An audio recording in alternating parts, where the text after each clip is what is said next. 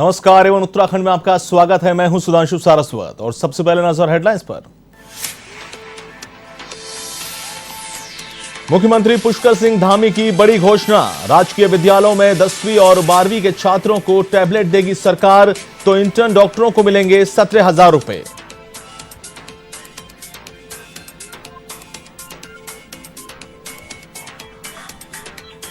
बढ़ती महंगाई को लेकर उत्तराखंड के कांग्रेस विधायक का विधानसभा में प्रदर्शन, साइकिल से पहुंचकर जताया विरोध। नेता प्रतिपक्ष प्रीतम सिंह ने कहा कि महंगाई से जनता त्रस्त।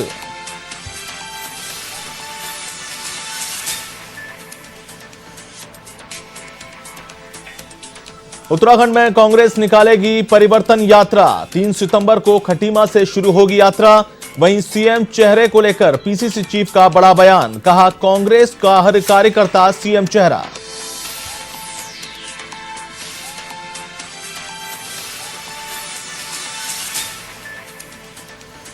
हल्द्वानी मेडिकल कॉलेज में फूटा कोरोना बम, मेडिकल कॉलेज की 8 छात्राएं निकली कोरोना संक्रमित, सभी छात्राओं को किया आइसोलेट।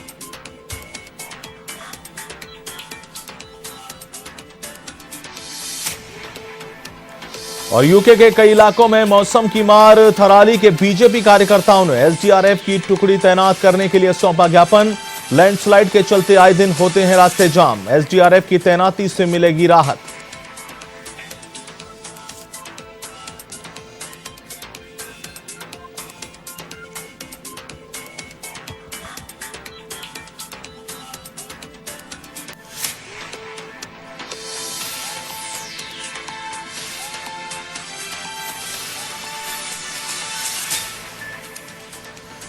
और अब खबरें विस्तार से।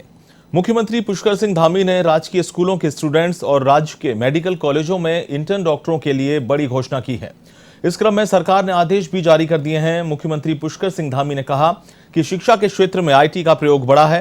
राज्य सरकार 10वीं और 12वीं के छात्र छात्राओं को प्री लोडेड कंटेंट के साथ टैबलेट देगी। दूसरी ओर सीएम धामी ने राजकीय मेडिकल कॉलेजों में इंटर्न एमबीबीएस और बीडीएस डॉक्टरों को अब प्रति माह 17,000 रुपए वेतन देने की घोषणा की है।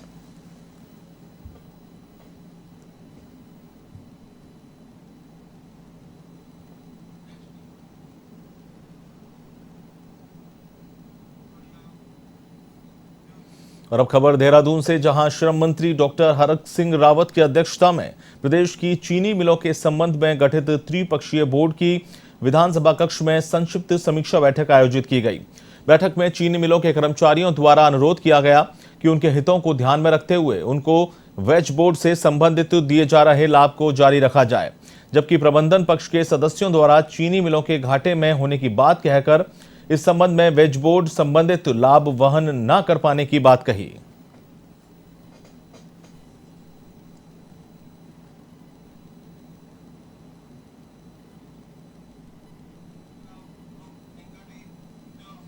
महंगाई के मुद्दे पर उत्तराखंड विधानसभा के मानसून सत्र में सत्ता विपक्ष में नोकझोंक देखने को मिली। कांग्रेस ने महंगाई को लेकर सरकार को घेरने के लिए पूरी तैयारी की थी।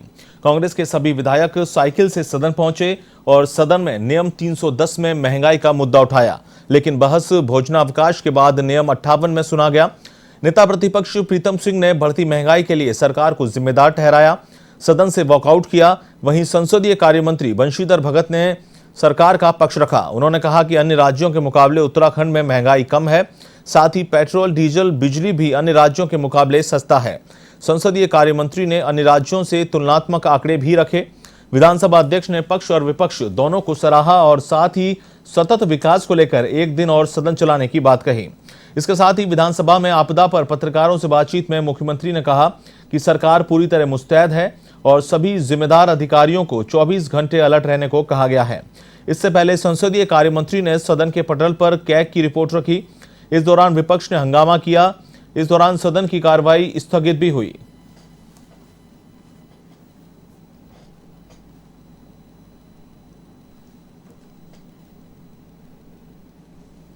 विपक्ष एक बार लगभग रोज वॉकआउट कर रहा है। अब ये उनका रोल है, विपक्ष में रहते ये नहीं करेंगे तो फिर लोग कैसे कहेंगे इन्होंने कुछ किया। बातों पर जब जीत नहीं सके तो उन्होंने कहा वॉकआउट कर दो। हमने उनको बहुत स्पष्ट तरीके से समझाने का प्रयास किया कि महंगाई केवल यही नहीं बढ़ी है, तो आपके प्रदेशों में भी बढ़ी है जहां आपकी सरकार है। अब तेल के मुद्दे पर वो कहते हैं तो भाई राष्ट्रीय मामला है, और जब हम और चीज़ों में बात करते हैं, प्रदेश के मामले में बात करते हैं, तो वो कहते हैं ये तो प्रदेश का मामला। मतलब आखिर महंगाई को तुलना तो कहीं ना कहीं करेंगे। अब दाल चीनी वगैरह इत्यादि की तो प्रदेश में सब जगह है। कांग्रेस ने बढ़ती हुई महंगाई के परिप्रेक्ष्य में सदन के अंदर अपनी बात कहने का काम किया, लेकिन जिस तरीके से संसदीय कार्य मंत्री जी ने ये कहते हुए कि उत्तराखंड राज्य के अंदर महंगाई नहीं है, पल्ला झाड़ने का काम किया है, निश्चित रूप से आज प्रदेश के अंदर पेट्रोल डीजल के दाम आसमान छू रहे हैं, गैस का दाम आसमान छू रहा है, महंगाई अपने चरम पर है, गरीब आदमी का जीना दुर्लभ हो गया है। एक ओर वो कोरोना की महामारी से जंग लड़ रहा है, वहीं दूसरी ओर महंगाई ने उसका जीना दुर्लभ कर दिया है। यानी कि एक दिन हम सतत विकास लक्ष्य पे भी चर्चा करने वाले हैं, और ये मुझे जहाँ तक जानकारी है, देश का अभी बहुत ज़्यादा कंफर्म जानकारी तो नहीं है, लेकिन जैसा मुझे बताया गया, उत्तर प्रदेश में इस प्रकार की डिबेट हुई है या फिर उत्तराखंड में होगी, यानी कि देश का ये दूसरा राज्य होगा जिसमें सतत विकास लक्ष्य। कार्यों को आप क्या निर्देश देंगे कि सर इस वित्तीय वर्ष में इस तरह की दिक्कतें ना हो? नहीं, उसके लिए हम लोग पूरी कार्य योजना बना रहे हैं कि अब आगे सरेंडर कहीं पर अगर ऐसी जरूरत है नहीं करना पड़ेगा। उत्तराखंड में नेता प्रतिपक्ष प्रीतम सिंह ने विधानसभा में सरकार को जमकर घेरा। उन्होंने सदन में बेरोजगारी, महंगाई, भू कानून सहित कई मुद्दों पर सरकार को आड़े हाथों लिया, और सरकार भी विपक्ष के सवालों का जवाब देने में पूरी तरह विफल रही। इन्हीं सब मुद्दों को लेकर हमारे संवाददाता शैलेंद्र कुमार पांडे ने नेता प्रतिपक्ष प्रीतम सिंह से खास बातचीत की। क्या कुछ उन्होंने कहा, आप भी सुनिए। मौजूद हैं कांग्रेस के वरिष्ठ नेता और नेता प्रतिपक्ष प्रीतम सिंह जी। हम इनसे जानने की कोशिश करते हैं कि अभी तक सत्र चला है उसको किस रूप में देखते हैं, और जो इन्होंने सवाल उठाए हैं सदन में उसको विपक्ष ने जो जवाब दिया है उससे कितने संतुष्ट हैं। जो अभी तक सत्र चला है उसको किस रूप में देखते हैं, और आप लोग जो सवाल उठाए हैं उसको विपक्ष किस तरह जवाब दिया है, कितने संतुष्ट हुए आप लोग? देखिए, सदन चल रहा है तो स्वाभाविक बात है विपक्ष चाहता है कि सदन चले। हम सरकार को सदन में घेरना चाहते हैं, और जो आपने कहा कि जो सरकार द्वारा हमारे प्रश्नों के उत्तर दिए जा रहे हैं, मैं समझता हूं कि इसकी वानगी आपने स्वयं देखी होगी कि जैसे ही मंत्री सदन में घिरता है वैसे ही लाइव टेलीकास्ट बंद कर दिया जाता है। तो ये तो सीधा सीधा है कि सरकार हर मोर्चे पर जो है विफल है। जिन विषयों को सदन के अंदर हमने उठाने का काम किया, उन विषयों के जो है जवाब सरकार जो है सही तरीके से नहीं दे पा रही है, और सरकार की उल्टी गिनती प्रारंभ हो गई है। कोविड में आम आदमी ऐसे ही परेशान है, इसमें महंगाई बहुत बड़ा मुद्दा है, महंगाई बहुत बढ़ गई है, आम आदमी परेशान है। आप लोगों ने इस मुद्दे को आज जोर शोर से उठाया, सरकार का क्या जवाब रहा और उससे आप लोग कितने संतुष्ट हैं? नहीं, देखिए, सत्ता में बैठे लोगों ने जो है देश और प्रदेश के लोगों से कहा था कि डबल इंजन की सरकार बनाइए, और सरकार बनते ही हम महंगाई कम करने का काम करेंगे। लोगों ने विश्वास किया, सरकार बनाई, लेकिन महंगाई अपने चरम पर है। पेट्रोल डीजल के दाम आसमान छू रहे हैं, गैस का दाम आसमान छू रहा है, गरीब आदमी के हाथ में कोई चीज़ रह नहीं गई है। एक और कोरोना की महामारी से जंग लड़ रहा है, दूसरे महंगाई ने उसकी कमर तोड़ने का काम किया है। आज हमने साइकिल के माध्यम से सदन आने का काम किया, सरकार को शीशा दिखाने का काम किया कि जो आपने वादे किए थे महंगाई कम करने के, सरकार उस वादे पर खरी नहीं उतर पा रही है। तो हम सदन के बाहर भी हमने सरकार को आईना दिखाने का काम किया। अब जो है लंच के बाद जो है इस पर हम अपनी बात सदन के अंदर कहेंगे। सरकार ने अनुपूरक बजट पेश किया है, उस बजट को किस रूप में देखते हैं? देखिए, अनुपूरक बजट है और जो कमिटेड एक्सपेंडिचर है उसके लिए है। कोई विकास का अब नया रास्ता जो है ये अनुपूरक बजट दिखा पाएगा, मुझे नहीं लगता है। अब तो सरकार के पास समय ही नहीं है, सरकार की तो उल्टी गिनती प्रारंभ हो गई। क्या मानते हैं कि जो बजट पेश हुआ है केवल चुनाव को देखते हुए चुनावी बजट कर सकते हैं? अनुपूरक बजट हमेशा आता है, कोई नई बात थोड़ी है। वो अनुपूरक बजट आ गया, सरकार को जो है जो कमिटेड एक्सपेंडिचर है उसको लिए खर्च चाहिए, पैसा चाहिए, तो उन्होंने अनुपूरक बजट लाया। लेकिन मुझे नहीं लगता कि कोई विकास का रास्ता ये सरकार इस अनुपूरक बजट में तय कर पाएगी। आने वाला जो विधानसभा चुनाव है इस सत्र के बाद शायद कोई सत्र ना हो, किस तरह से आप लोग जनता के बीच जाएंगे? और अगर आने वाले समय में कांग्रेस की सरकार बनती है तो कांग्रेस की पहली प्राथमिकता क्या होगी? देखिए, पहले तो मैं आपको बड़ा स्पष्ट कर दूं कि 2022 के विधानसभा चुनाव में कांग्रेस वर्तमान समय में भी आम जन के बीच में जाती रही, पूर्व में भी जाती रही और हम आगे भी जाएंगे। जहाँ तक मुद्दों का प्रश्न है, आपके सामने हर स्थिति शीशे की तरह साफ है। किसान सड़क पर है, नौजवान सड़क पर है, महंगाई अपने चरम पर है, अर्थव्यवस्था पूरी तरीके से ध्वस्त है, विकास के कार्य अवरुद्ध है, कानून व्यवस्था ध्वस्त है, भ्रष्टाचार पर जीरो टॉलरेंस की बात कही लेकिन लोकायुक्त का कहीं अता पता नहीं है। हरिद्वार में कुंभ में कोरोना टेस्टिंग में जो घोटाला हुआ वो आपके सामने है। कोरोना की महामारी से लड़ने में सरकार पूरी तरीके से अक्षम साबित हुई है। भू कानून को लेकर के लोग सड़कों पर संघर्ष कर रहे हैं। देवास्थानम श्राइन बोर्ड को लेकर के तीर्थ पुरोहित सड़कों पर संघर्ष कर रहे हैं। हालात बद से बदतर है और जो जहाँ तक आपने कहा कि विषयों की कोई कमी नहीं है, इतने मुद्दे हैं, उन तमाम मुद्दों को लेकर हम आम जन के बीच में जाएंगे और उत्तराखंड के लोग भारतीय जनता पार्टी और सरकार के चाल चरित्र चेहरे को पहचान चुके हैं। वो बड़ी बेसब्री से 2022 का इंतजार कर रहे हैं। आपने सही कहा कि 2022 में कांग्रेस की सरकार बनने जा रही है, इसमें कोई संशय, कोई दो राय नहीं है। सरकार जो चुनावी घोषणा पत्र बनाएगी उस चुनावी घोषणा पत्र के आधार पर आगे बढ़ने का काम करेगी, इस प्रदेश के अंदर कार्य करेगी। हाँ, उत्तराखंड के लोगों से एक बात का वादा हम कर सकते हैं कि हमारी सरकार बनेगी तो वो सरकार पारदर्शी और भ्रष्टाचार मुक्त सरकार होगी। तो अभी हमारे साथ नेता प्रतिनिधि है जिनका कहना था कि अगर आने वाले समय में कांग्रेस की सरकार बनती है तो उत्तराखंड में भ्रष्टाचार मुक्त सरकार बनेगी और आम जनता के हित में काम करेगी। कैमरामैन आजाद सिंह के साथ मैं शैलेंद्र पांडे, A1 TV, देहरादून। कांग्रेस के विधायक काजी निजामुद्दीन ने भी सरकार पर गंभीर आरोप लगाए हैं। उन्होंने कहा कि सरकार विपक्ष के सवालों का जवाब देने में पूरी तरह फेल हुई है। सरकार के मंत्री बिना तैयारी के सदन में आते हैं और विपक्ष का काम जनता से जुड़े हुए मुद्दों को उठाना और सरकार को अपने सवालों से घेरना होता है, जिसमें विपक्ष पूरी तरह सजग रहा, लेकिन सत्ता पक्ष के जवाबों से काफी निराशा हुई। सदन में धान खरीद पर विधायक काजी निजामुद्दीन ने सरकार पर गंभीर आरोप लगाए। इन्हीं सब बातों को लेकर हमारे संवाददाता शैलेंद्र कुमार पांडे ने की खास बातचीत। हमारे साथ कांग्रेस के विधायक काजी निजामुद्दीन जी हैं। इनसे हम बात करके जानना चाहते हैं कि अभी 4 दिन तक सत्र चला है, सत्र कैसा रहा और जो विपक्ष ने सवाल उठाया उसको सत्ता पक्ष ने किस तरह से जवाब दिया। निजामुद्दीन जी, पहला सवाल यह है कि अभी 4 दिन का ये सत्र चला है, इसको किस रूप में देखते हैं? आप लोगों ने जो सवाल उठाया उसको विपक्ष ने इस पक्ष ने किस तरह से जवाब दिया? हमने जनहित के बहुत विषय उठाए, जिसमें महंगाई है, बेरोजगारी है, जिसमें नौकरियां हैं, जिसमें पुलिस की समस्या, आशा, आंगनबाड़ी, किसानों की समस्या, भ्रष्टाचार और देवस्थान बोर्ड, तमाम आपदा, इन सब विषयों को लेकर हम सदन में आए हैं।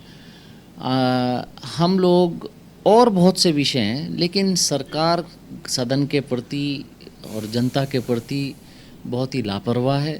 उनके जवाब ऐसे रहे हैं जो उसमें गंभीरता नहीं नज़र आ रही। अपने संख्या बल के आधार पर वो विधानसभा के अंदर अपनी हर चीज़ पास कर लेते हैं, लेकिन हम लोग जनता की आवाज़ को यहाँ उठाते रहे हैं और उठाते रहेंगे। मंत्री बिना तैयारी के सदन में आते हैं और ऊट पटांग आंकड़े वो सदन के सामने प्रस्तुत करते हैं, जिसको हमने आपके सामने दिखाया भी पकड़कर बेरोजगारी के आंकड़े भी उन लोगों ने ऊट पटांग रखे। अब संख्या बल के आगे देखिए कुछ किया नहीं जा सकता, लेकिन जनता की आवाज़ बनकर कांग्रेस पार्टी सदन में अपनी बातों को रखने में प्रबल तरीके से कामयाब रही। आप धान का भी मुद्दा उठाए थे और सरकार पर आरोप लगाए थे कि सरकार इसमें घोटाला की हुई है, किस रूप में देखते हैं और सरकार के आंकड़ों से कितने संतुष्ट हैं?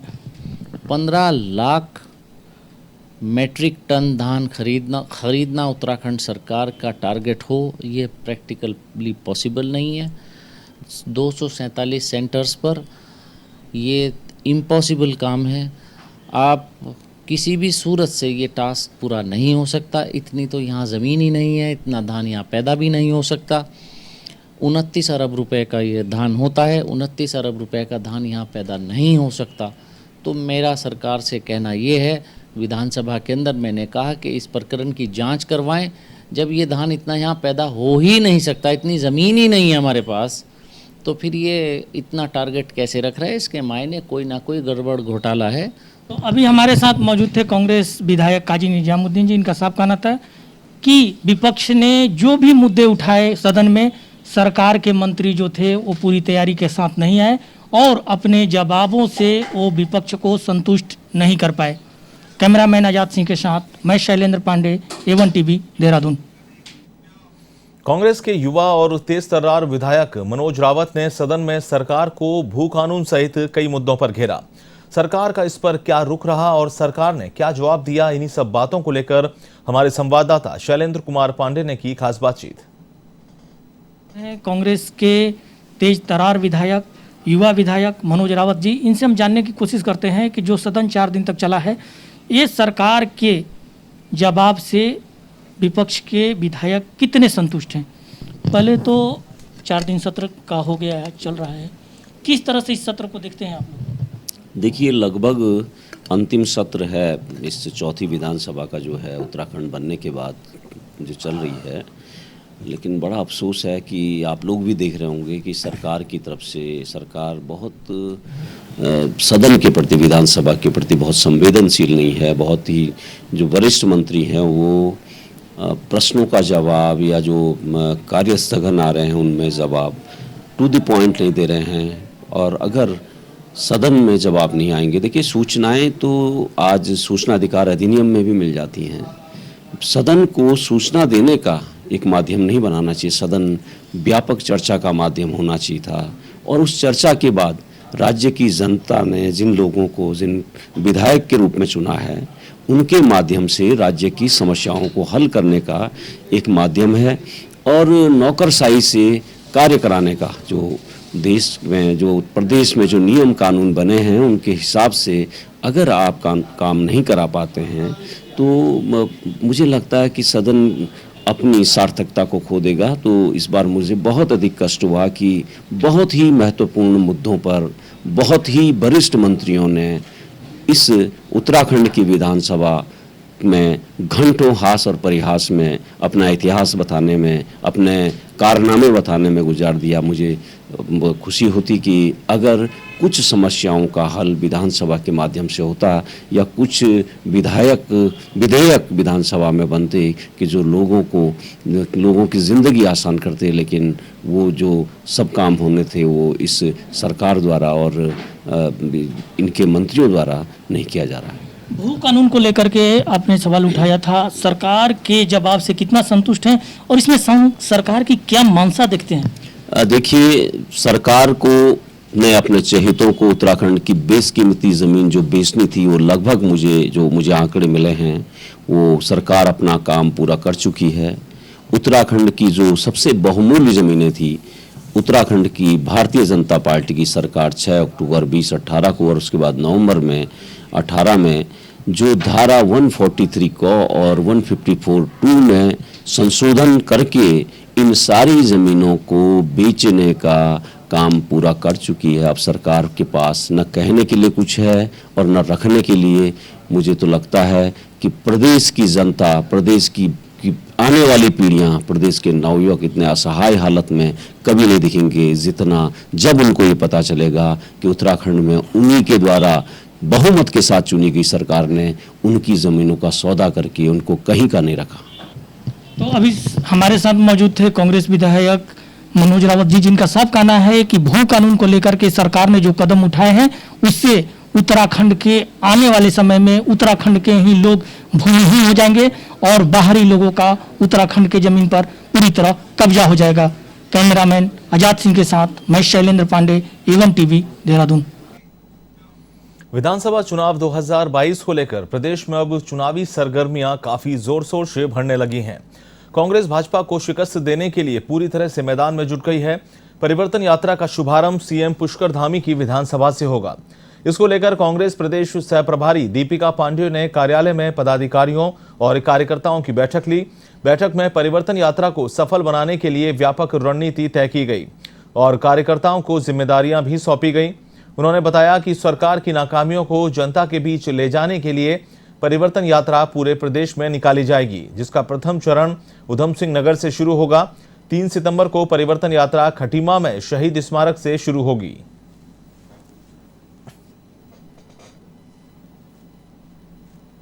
सितंबर से लेकर 6 सितंबर तक परिवर्तन यात्रा की शुरुआत होगी, जिसकी शुरुआत हम खटीमा से कर रहे हैं। और खटीमा से करने का कारण यह है कि उत्तराखंड जिस बात से उत्तराखंड का सृजन हुआ था, यहाँ के आंदोलनकारियों ने अपनी शहादत खटीमा में दी थी और पहली शहादत 1994 में। उत्तराखंड में डाइट DLD प्रशिक्षित बेरोजगारों ने अपनी नियुक्ति की मांग को लेकर विधानसभा कूच किया। वे पहले भी अपनी मांग को लेकर प्रदेश में आंदोलन करते रहे हैं, लेकिन उनकी मांग पर अभी तक अमल क्यों नहीं हुआ और अगर उनकी मांग नहीं मानी गई तो उनकी आगे की क्या रणनीति होगी। इन्हीं सब बातों को लेकर हमारे संवाददाता शैलेंद्र पांडे ने DLD के प्रदेश सचिव हिमांशु जोशी से की खास बातचीत। क्या मुख्य मुद्दे हैं जो को लेकर? सर, हमारी एक ही मांग है विधानसभा कूच करने की कि जो 1 सितंबर हमारी एक ही मांग है आज विधानसभा कूच करने की कि जो कोर्ट केस 1 तारीख को लगा गया है उसकी पैरवी महाधिवक्ता द्वारा की जाए।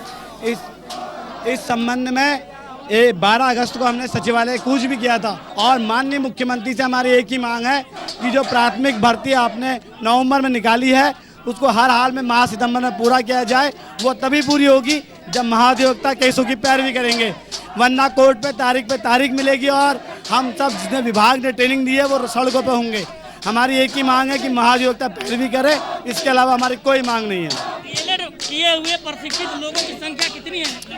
सर, जो ये DLD होता है ये राजकीय डाइटों से होता है, इसको शिक्षा विभाग कराता है। इसके लिए वर्ष 2017 में एक पेपर कराया गया था। पेपर में 70,000 लोगों ने पार्टिसिपेट किया, जिसमें 650 लोगों का चयन हुआ और आज ये 650 लोग जिन्हें सरकार ने ट्रेनिंग दी है वो सड़कों में है। आप मेरे पीछे देख सकते हैं, ये वो युवा बेरोजगार है जिन्होंने सरकार के अधीन रहकर ट्रेनिंग ली है, लेकिन आज अन्य संगठनों NIOS, B.Ed वर्षवार, B.Ed TT द्वारा केस करने व सही समय पर सरकार द्वारा उचित पैरवी न करने के कारण हमारी नियुक्ति पिछले 2 साल से लंबित है माना जाएगा। DLD प्रशिक्षित हैं, इनका साफ कहना है कि जब तक सरकार इनकी मांगे को नहीं मानेगी इनका आंदोलन अनवरत जारी रहेगा। कैमरामैन आजाद सिंह के साथ मैं शैलेंद्र पांडे, A1 TV, देहरादून। फिलहाल A1 उत्तराखंड में इतना ही। मुझे दीजिए इजाजत। नमस्कार।